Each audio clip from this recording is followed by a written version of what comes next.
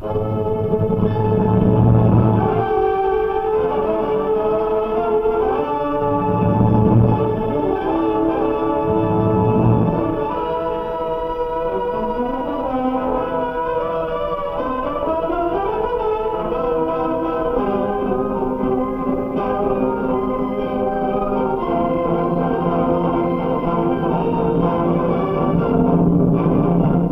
is for you out there, every one of you, pilots and crew members alike.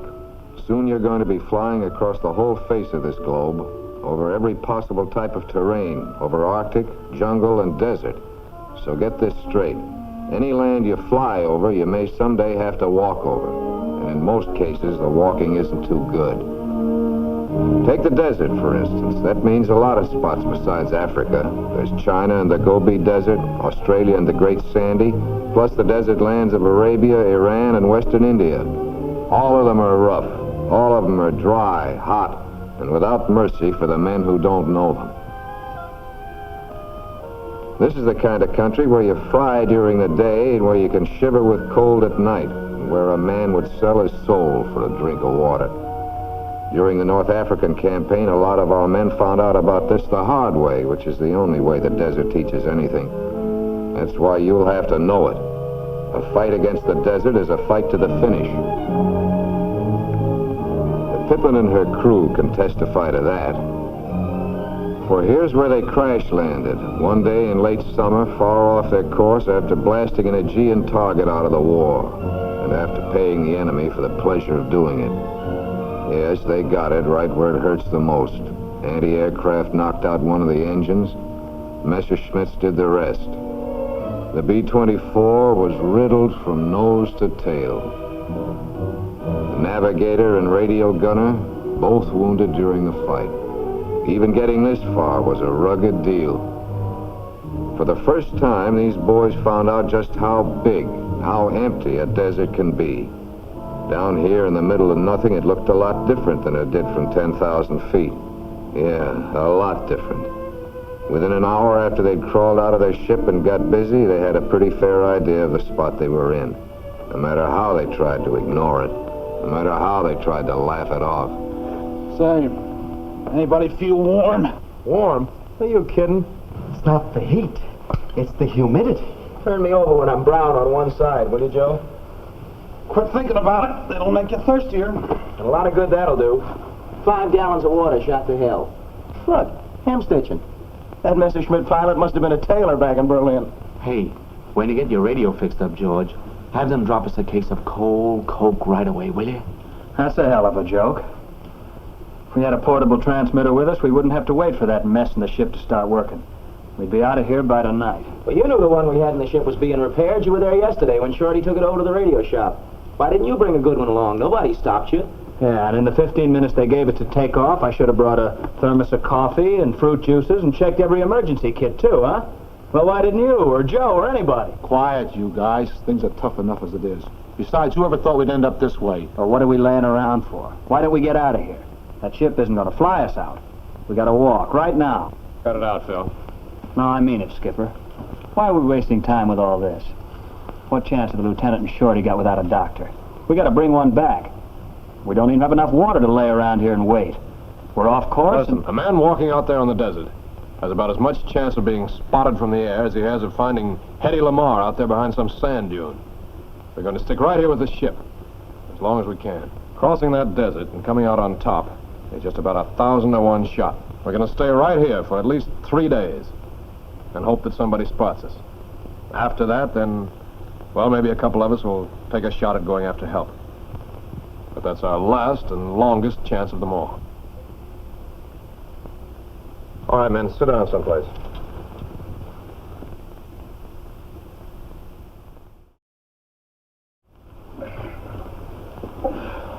I guess it's just about time we got a few other things straightened out, too. Now, we're way off any main course, and nobody back at the base knows just what happened or where we are, but still, don't smoke, Bob. It'll just make you thirstier. But still, we're lucky to be out of enemy territory, or we'd have to burn the ship. Well, in case anything does happen, I can bury or burn this stuff in a minute. Good deal, Larry. Now, listen. I don't want anybody going out into the sun. If you do, you're a cinch for heat stroke or heat exhaustion. Out here with the water we've got, that means you're finished. So we'll work only at night or early in the morning. Things may be a little rugged, I know, but we'll manage it all right if we keep our heads and go easy on the water supply. And if George here can figure out a way to repair the radio, I'll try, sir. we'll take a fix with the sextant and see just where we are. Be sure you keep the navigator's clock wound up, George. Okay. Now, first of all, the water's going to be rationed. That was the big worry, water. And without it, nothing else mattered. Their supply came to just 27 gallons. Sounds a lot, doesn't it, 27 gallons of water? But listen, that was to be split equally with all the crew, except the 2 wounded men who would need more than the others in order to live. For these others, 1 quart per man per day, to last them exactly 10 days. And for the first 12 hours, nobody outside of the 2 casualties would get 1 single drop to drink. Tough? Plenty, but adequate, and bearable, and wise. Now, let's get organized. Gil, do you have any ideas? Yeah. You see that section right over there, beyond that dune? Well, I think that ought to make a pretty good landing strip. It looks solid, there aren't too many big rocks there, and it should be easy to clear. Then if a plane should show up, it could land. We could even rig up a landing tee with one of the parachutes. Soak some rags in oil and make strip players out of them. Well, let's go, guys. Let's get started. Sit down, George. You don't rush things in the desert, and you don't work until it gets dark. Keep your shirt on, too, unless you want to boil. Remember, heat stroke. Now, we've got to get some ground signals out if we don't want to get caught with our pants down. Now, that looks pretty flat up there, and it's fairly high. I think it'd be a good idea if we made some oil and sand fires up there for distress signals. And if we find some bushes, we can burn them, too. We can find the signal we need right here in the emergency manual. By the way, Joe, did you get the signal flares out of the ship? Yes, sir, right here. And signal panels, too. You know, we could scrape the camouflage off the top of this wing. And we can spread on a ship in the center The reading they took that first night showed them to be 400 miles from their base, 60 miles from the nearest marked water hole. Shelter? Well, this B-24 with its high wing gave them one good break, a natural roof. No, that fire isn't for warmth, it's for cooking. And you can make a stove out of any old can. Just use some sand drenched with oil, then a little gasoline to get it started. And speaking of dinner, remember the desert heat hastens the spoilage of food, so don't let it stand in open containers. Their tent, made for the cool nights, if 102 degrees can be called cool, was built out of tubing and parachute cloth. As a matter of fact, you'll find parachutes are invaluable for countless things, for screens, for shades, for sleeping bags. But signaling an airplane was their one big hope, and George got busy on landing strip markers. Filled with well-oiled sand, dropped in a cloth wick, light, and you're in. After scraping paint off the wing for a while, Phil decided that an easier way to get a reflecting surface was just to use cowling, or any piece from the interior of the ship that already had a shiny surface. Joe's detail was signal fires, and that's where the oil cans came in again. In daytime, when a trail of smoke is worth a dozen fires, he'll add rubber to the oil-sand mixture. But now, a flame's the thing. No rubber, less oil, more gas. There'll be 9 of those fires, set in one large cross, the sign that medical help is needed. But help, when it comes, needs a place to land. So Gil and Bob are clearing a strip for an emergency runway. Since the landing lights hadn't been broken when they came down, Sam and Larry took them out of the wings and spliced enough wire together to hook them up to the batteries. Well, the lights ought to send our beams up pretty high. Yeah. We'll have to run up the engines, though, if we use up much of the juice in the batteries. Hey, did you count those Barry pistol cartridges? Yeah. Now, the way I figure, we can send one up every 2 hours. That'll be 4 a night, and we'll have enough for 12 days. Okay? I don't know. Maybe we'd better make it 3 a night. That'll leave us a reserve. Roger. Well, let's say we light up the work, see what it looks like. Okay with me. I'm all for getting picked up right now.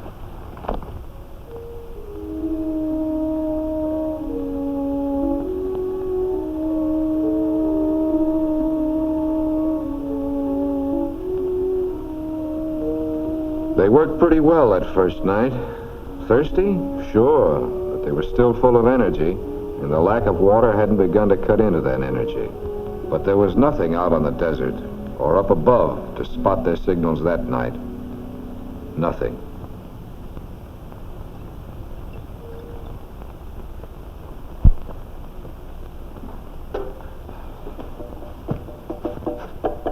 Phil, what are you doing? Taking my share of the water and getting out of here. Why, you're a screw. You'd be lost in an hour. Give me that. You haven't a chance out there on your own, kid. Nothing's gonna pick us Now, up listen here. to me. Somebody's gotta go. Listen to me, Phil. You don't know what you're doing. We've got to stick together. Suppose you don't come back, then we got to go looking for you. That'll take more water.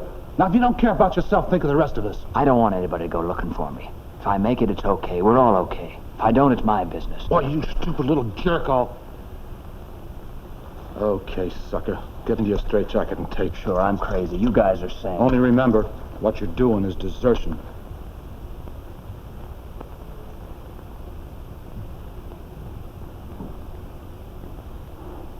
Okay, Joe, I'll stick it out.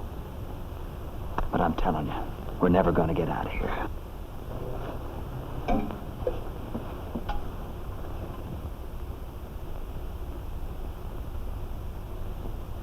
The start of the second day, with the temperature topping 100 degrees before 9 o'clock in the morning. Hot, burning days, nights that bring little relief, that's the summer desert for you. In the winter, you've got the rain and nights that are really cold. And winter or summer, there may be sandstorms. Any way you look at it, it's never any good. Shorty. Yeah, take it slow now. Easy does it. There. Feel better? As soon as you get a little stronger, you'll have to give George some tips on how to fix the radio. He can't get a peep. Let's start fanning him, Joe. Yes. His eyes look pretty inflamed. When he wakes up again, gotta use some more of this boric acid ointment on his eyes. Yes. Here. Good work, man. That ought to make it a lot better. Hey, Bob. You try to use some of this sunburn jelly. You're burned already. You too, Larry.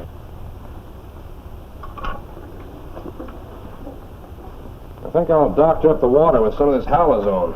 Smelled a little funny to me this morning. Maybe the can was dirty. My ration had a greasy taste to it.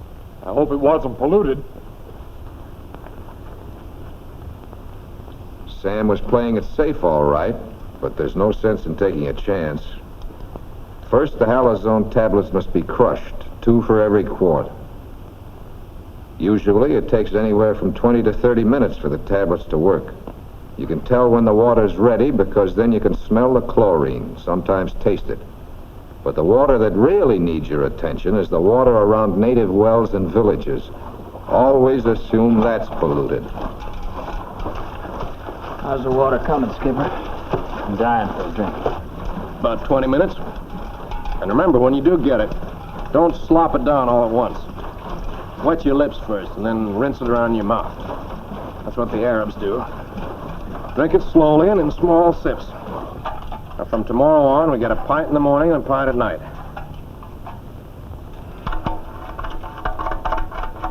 Skipper, Jim's coming too. Get him a tube, Joe. We'll give him a drink. Hiya, Jim.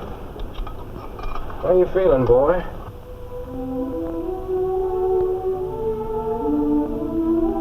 The third day, with no luck, no let-up in heat, no improvement in the wounded.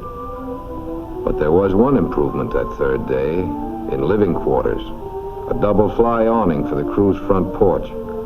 That airspace between those layers of cloth lowered the temperature quite a bit.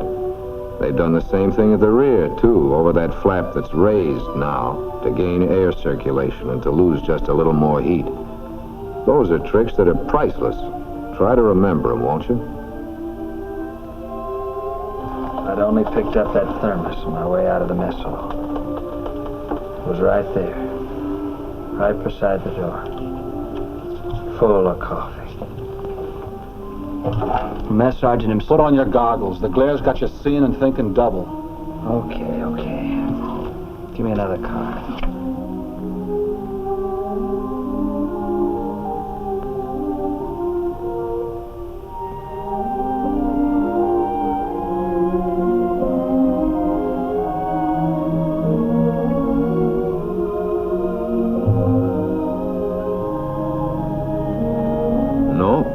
results at all from their signals. All through the third night on the desert. That's how it went.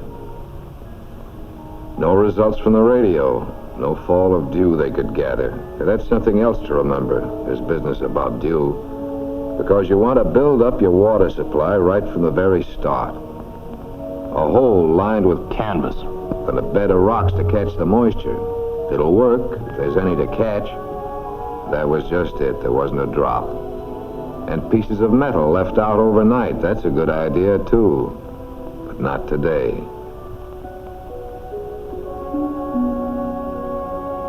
Not even on the wing of the plane. Those tricks will work if you're lucky. These boys weren't. They picked the driest season of the year in which to settle down on the desert. The fourth day out, with the men growing weaker, the water sinking lower in the containers, and no sign of help of any kind. Sam knew then they'd reached the point where something had to be done. Seems to be the only thing we can do, Sam. Yep.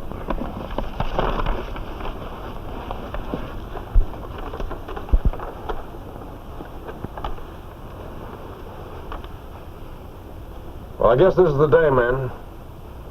Nothing's shown up, and we gotta do something about it. Look.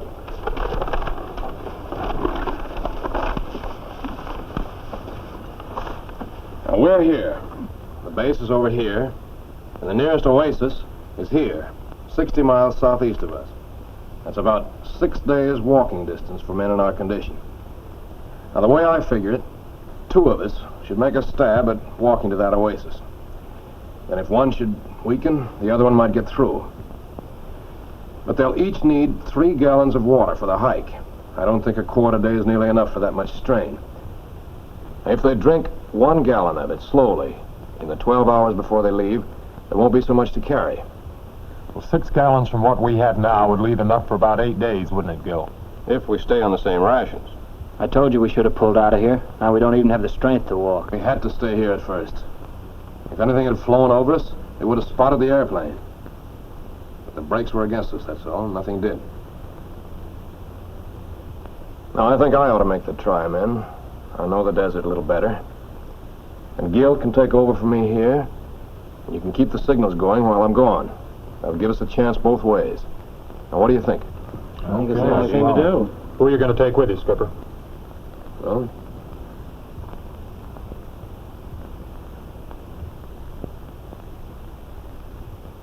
how about you, Bob? You seem to be holding up all right. I'm for it, Skipper. Good. But now understand this one thing very clearly. Gil is going to be the boss around here. And whatever he says about rations or anything else goes. Is that understood? Jack? Sure. Fine. Well, I'm going to start tonight. You have to travel light in the desert or you just don't travel far. Water, you'll take a maximum load of that, and that means a minimum of everything else. Sam took only the essentials. Goggles, compass, flashlight, knife, matches, bandages, eye salve, iodine, sunburn lotion. And then came the food items from the K rations. Biscuits, fruit and chocolate bars, dextrose tablets.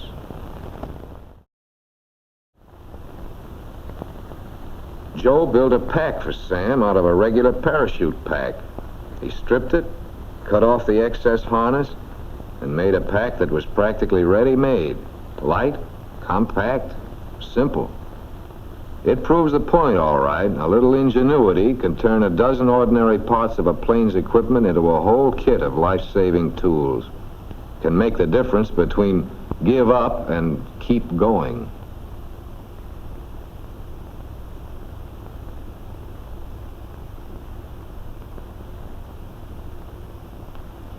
The emergency drinking water containers were filled for the trek. A small airspace had been left in them so they'd float in case they cracked at sea. At sea? Fill them up, Gil. Those boys won't be doing much floating. Meanwhile, Larry used the Very pistol kit as a base for a pack for Bob. It's lighter than the parachute pack, but not as comfortable for a long trek. And parachute cloth will not only serve as a cover for the pack, it'll make an acceptable tent for them on their trip. George made some dust masks and spiral puttees. That's right, from the parachutes. The puttees are a must for walking in deep, soft sand. And he traded shoes with Bob because nothing short of GIs can take that desert trek. Remember that, will you? Always fly in shoes you can walk home in if that's what you've got to do. And Phil turned out some walking sticks, hollow tubing that would also double as tent poles later on. By 2100 that night, after a couple of hours' sleep, they got ready to go. Sam planned on traveling until daybreak. He wanted to make 25 miles the first 2 nights and average about 10 a night from then on. Yeah, they were set, even to taking along blood chits and money purses, which were to soften up any natives they might run into. They felt that if the chits wouldn't work, the money purse would. The money and plenty of tact and diplomacy, always a must with natives, desert, jungle, or anywhere else. Well, that was that. Let's try this thing on, Skipper. Swell. That's fine. You don't want That's the bucket tight, huh? under your arm. No, listen a little. That's it. Okay. Hey, Bob, here's another box of dextrose tablets. Stick them in your pocket. Okay. Put some gum in your pocket, too, Bob. Thanks. Here's your pull. Well, looks like I'm all set. Hey, wait a minute. What are you going to use? Oh, I'll be okay. Yeah, how about that? Now, Gil, it's up to you to take care of things around here. Keep working at the radio, and if the batteries get weak, run up the good engines for a while. But keep them covered, a sandstorm might come up. Now, be sure and watch out for Jim and Shorty, and burn those signals. Something's bound to work, I hope. Here's your canteen. Thank you. How's it feel? It's gonna be swell. Now, make sure that the boys' wounds are covered with sulfur powder, and always bandaged. We don't want to take any chances on infections. And, keep up the log, Gil. Make a good record. Right. Bob? How about you? You about ready? You bet, son. Now, remember, everybody, Bob and I have charted our course directly southeast of here. Now, we'll try to leave some kind of a marker whenever we can. So, if you get picked up first, you can track us down that way. Well, I guess that's it. Gil, good luck, Sam. Thank you. Now, if you don't fly over us before we get to the oasis, we'll be back here with help in about 7 days. And Phil, that doesn't mean that you're to go on a water binge on the 6th day. Skipper, you know?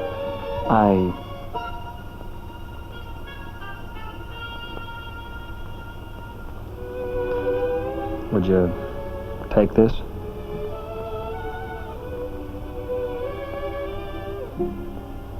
Thank you, Phil. Come on, Bob.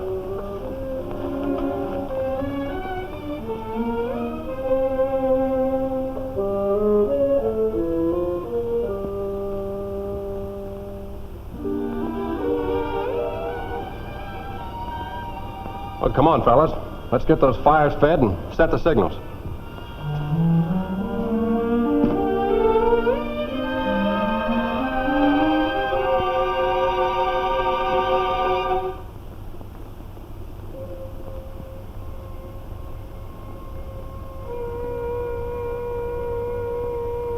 They had done all they could. Their various signal devices, the panels reading need medical attention. Now all they need is a plane to see them. Nothing more to do. Nothing, that is, but make waiting as endurable as possible. Okay, Shorty. I'll try it tonight. Take it easy. Bob and Sam weren't doing so badly. They'd walked 13 miles the first night, and now they were taking it easy. With no natural shade available, they used their walking sticks for uprights and set up their parachute tent. Then, to prepare those beds, they dug down into the sand, down where it's several degrees cooler. Comfortable? Well, it could be a whole lot worse. The point is, you want to know the angles. In winter, for instance, when there are rains, they wouldn't have followed that dry riverbed. A flash flood could send a raging wall of water roaring down upon them in a very few seconds' time.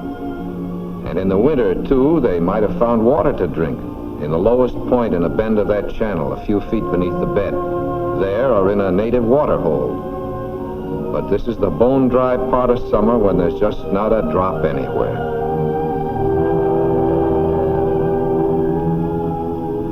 The temperature under that wing August the 6th was 129. 129. You perspire in that kind of weather no matter how still you are. And you sweat the salt from your body. That's not good, because a lack of that salt can cause cramps and heat exhaustion. Salt tablets? Sure, they're just what you need, if you've got plenty of water. But these lads haven't, so they're doing the next best thing. They keep their perspiration to a minimum and conserve what salt they have in their system. This was the second day of their trek, and Sam and Bob were beginning to find out just how tough walking across the desert can be. It took plenty of willpower not to strip, but Sam knew that the Arabs wear their clothes for a reason. The evaporation of perspiration has a definite cooling effect. Stripped to the skin, their perspiration would be gone too soon. The cooling effect over too quickly. How far we come, Skipper? About 25 miles.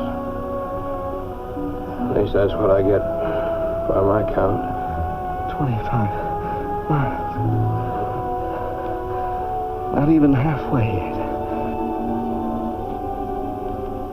Oh, don't think about it, kid. Come on, let's try to get some more rest, huh?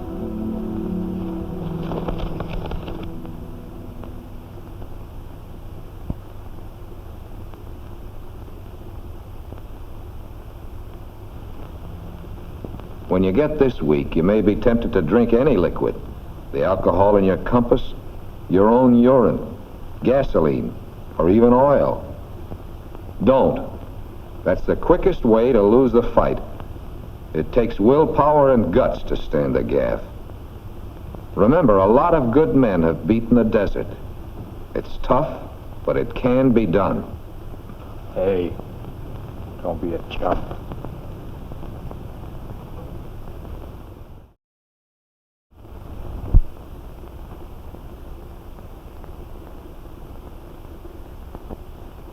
A sandstorm can be murder.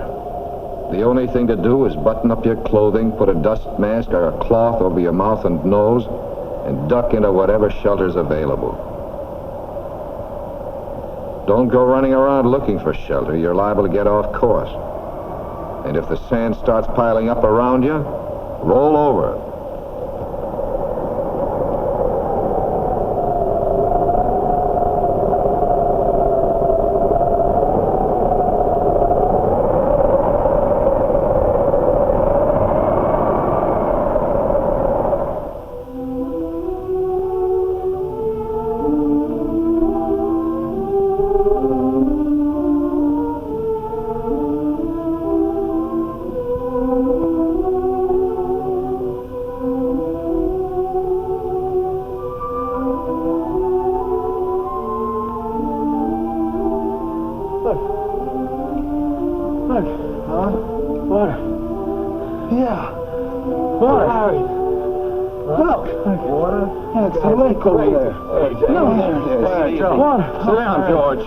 Don't you see it too? Sure, I see. It's a little lake that wasn't there. Haven't you guys ever heard of a mirage? Take it easy.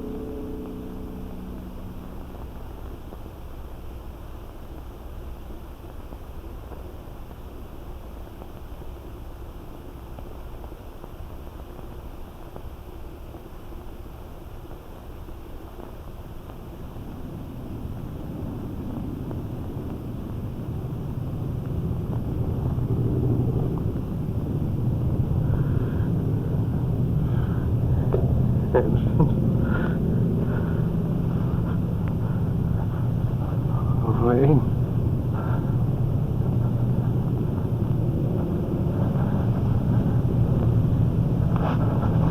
Wayne. Get up, George. Bill, what is it? The plane. The plane? Runway. Phil, flares. Signals, Joe. George. George. Come on.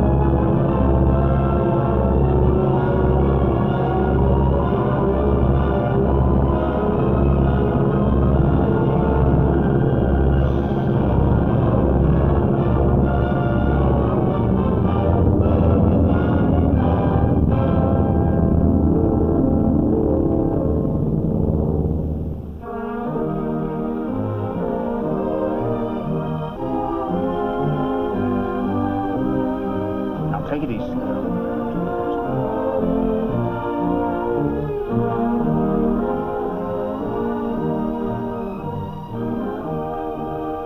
Two of our men, Skipper and Bob, went for help. It's all right, old man. They sent us, and they're okay. Have another. It's on beat. Yes, these boys beat the rap. Beat the desert with a combination of brains and guts and luck. Learned to stay alive the hard way. And so, a little less than 1 month later, at a desert base in North Africa, the crew of the Pippin rejoined its group and was back in operational flight. The crew of Pippin II, that is.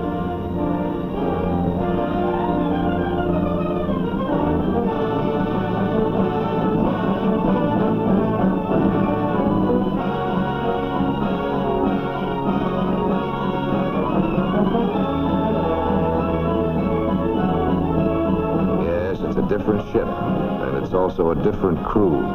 Different because it's wiser. Never again will these men be caught without any one of those vital items of emergency equipment. They'll carry them in their plane, in their chute packs, in their pockets. Those items are weapons. Weapons with which to battle the desert and win. The easy way. Hurry up, Phil. Okay, Skipper.